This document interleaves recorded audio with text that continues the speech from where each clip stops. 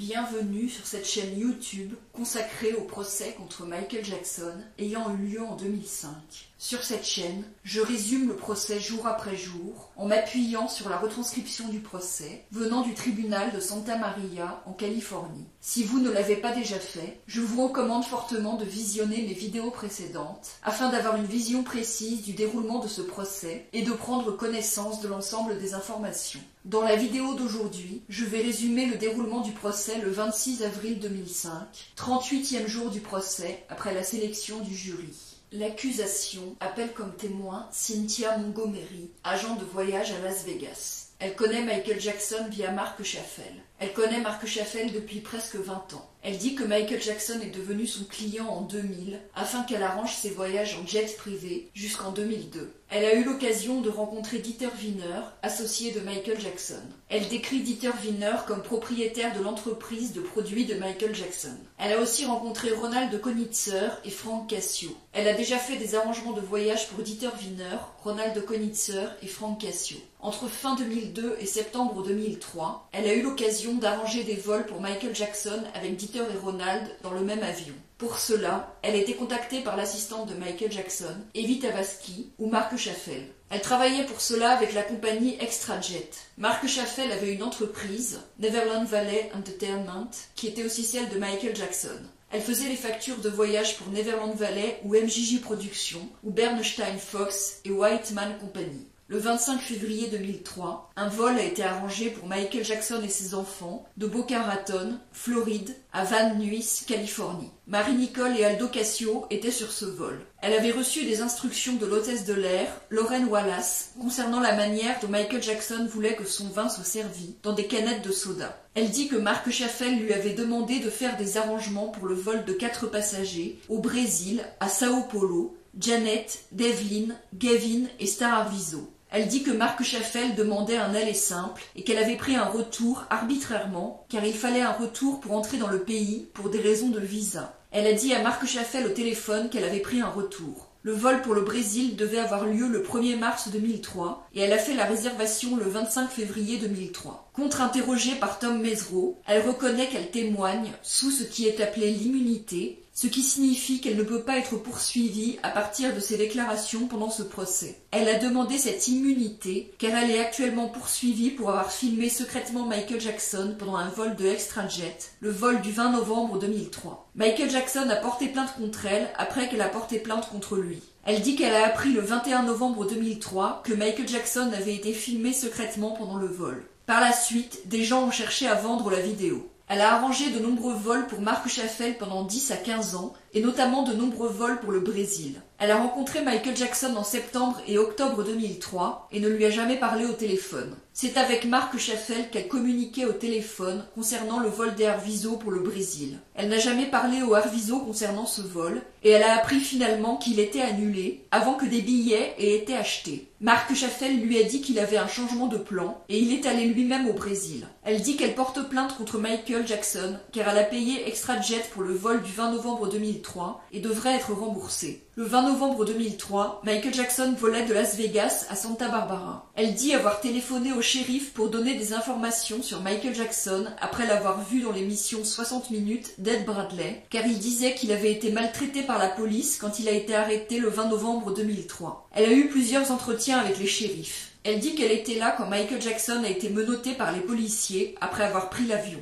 Elle confirme avoir discuté du voyage au Brésil pour les Arvizo avec Mark Schaffel. Il y avait un itinéraire prévu et une date de retour. Elle n'a jamais parlé avec Michael Jackson de voyage au Brésil. L'accusation appelle comme témoin Jeff Klapakis. Il confirme avoir rencontré Cynthia Montgomery pour l'interroger. Il confirme qu'une adresse indiquée pour les Arvizo sur un document fourni par Cynthia Montgomery, une adresse à Calabasas, n'existe pas. Il confirme que Cynthia Montgomery avait enregistré une conversation téléphonique afin de la fournir à la police. L'accusation appelle comme témoin Amin Moslei, photographe et caméraman régulier pour Michael Jackson entre 1996 et 2003. Il était présent 3 fois pendant le tournage du film de Martin Bashir, Living with Michael Jackson. Il a aidé pour l'éclairage et les angles de la caméra et a tourné lui-même des vidéos sur une caméra séparée. Il confirme avoir déjà filmé les Arvizo 3 fois, 2 fois en 2000 et le 19 février 2003. En septembre 2000, il a filmé Michael Jackson se promenant à Neverland avec Gavin et Star Arvizo. En octobre 2000, Michael Jackson lui a dit qu'il voulait faire un programme appelé Neverland Channel.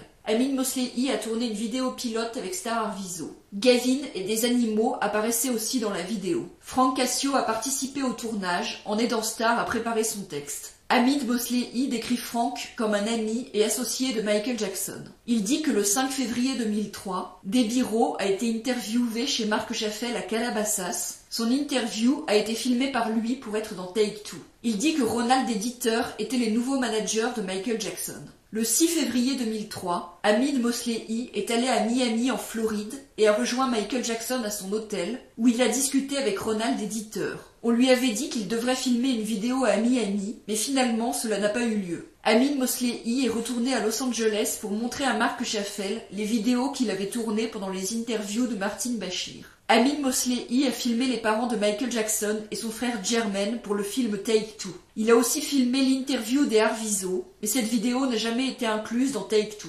Il est venu à Neverland le 19 février 2003 dans la soirée et a dit aux enfants Arvizo qu'il devait filmer une interview avec eux. Janet n'était pas là. Hamid Mosley a parlé à Janet Arvizo au téléphone pour savoir si elle allait faire l'interview. Janet n'avait pas l'air de vouloir faire l'interview. Elle lui a dit qu'elle était harcelée par les médias et ne voulait pas s'exposer à davantage de harcèlement. Finalement, Janet a accepté de tourner la vidéo. Marc Chaffel a dit à Hamid Mosley que le tournage n'aurait pas lieu à Neverland et il a été décidé que l'interview serait filmée chez Hamid Mosley. Marc Chaffel ne voulait pas que ce soit tourné chez lui car il ne voulait pas que les Arvizo se rappellent de son adresse. Hamid Mosley est parti en voiture chez lui avec les enfants Arvizo. Il dit que Joe Marcus lui avait dit que les enfants n'étaient pas autorisés à sortir de la propriété, mais finalement les enfants sont partis avec Hamid Mosley en voiture et Joe Marcus n'a rien dit. Arrivé chez lui, Hamid Mosley s'est occupé de l'équipement pendant que les enfants Arvizo jouaient avec des jeux vidéo. Ensuite sont arrivés Christian Robinson et un associé de Marc Chaffel du nom de Paul et Bradley Miller que Hamid ne connaissait pas. On a dit à Hamid Mosley que Bradley Miller était un détective privé. Janet Arvizo est arrivée avec Vinnie et elle s'est maquillée pour l'interview. Hamid Mosley dit qu'il y avait un problème avec le contrat que l'on demandait à Janet de signer et Vinnie a demandé à Hamid de pouvoir utiliser son fax. Il dit que Janet ne semblait pas satisfaite de certains mots du contrat à signer. Hamid Mosley était occupé à mettre son équipement en place et dit que Janet avait une attitude normale mais qu'il ne faisait pas vraiment attention. Le tournage de l'interview des Arvizo a duré environ 1 heure. Hamid Mosley a gardé la vidéo pour en faire une copie. Alors que tout le monde partait, il a eu une discussion avec Janet et il lui a prêté $2000 de sa propre initiative. Par la suite, Hamid Mosley a eu l'occasion d'aller chez Marc Chaffel pour travailler à la préparation de vidéos qui apparaîtraient dans le film Take Two, et un jour, il a entendu Marc Chaffel dire « Nous allons les faire sortir du pays ». Le film Take Two a été diffusé à la télévision le 20 février 2003. Hamid Mosley l'a regardé à la télévision et le lendemain, Michael Jackson lui a téléphoné pour le remercier pour son bon travail.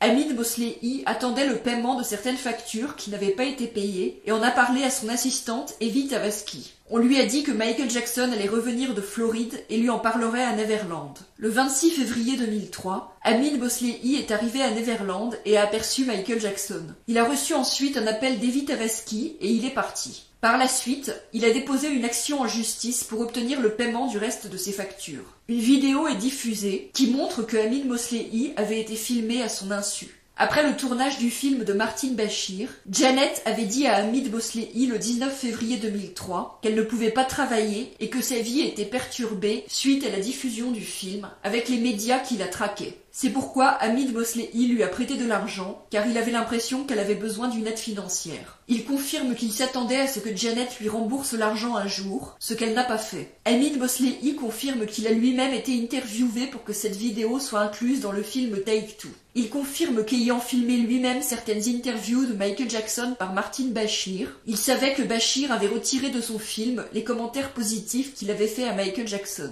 Il confirme que le titre complet de Take Two, The Footage Message You Were Never Meant to See faisait allusion à sa propre vidéo. Il confirme que Bashir avait complimenté Michael Jackson en lui disant qu'il était un bon parent, une bonne personne, et sur son rôle dans le monde avec les enfants, et qu'il n'a pas inclus ces images dans son film. Il confirme que Bashir avait parlé à Michael Jackson du projet de Michael Jackson pour une journée internationale des enfants. Il confirme qu'il a gardé la vidéo des Arvizo, car les managers de Michael Jackson lui avaient promis de le payer et ne l'ont pas fait. La vidéo des Arvizo n'a jamais été incluse dans le film Take Two. Il confirme qu'il attend un paiement qui lui avait été promis par Ronald Éditeur pour ses factures et un pourcentage du profit de Take Two. Il dit qu'il a rencontré pour la première fois Dieter Wiener en 1996, quand celui-ci s'occupait du merchandising pendant la tournée History Tour de Michael Jackson. Il a rencontré Ronald Konitzer en 2002. C'est ici que se termine ce résumé de la journée de procès. Si vous voulez lire la retranscription du procès, vous trouverez le lien de la retranscription sous la vidéo. Si vous appréciez mon travail, je vous encourage à vous abonner, à liker la vidéo et à la partager.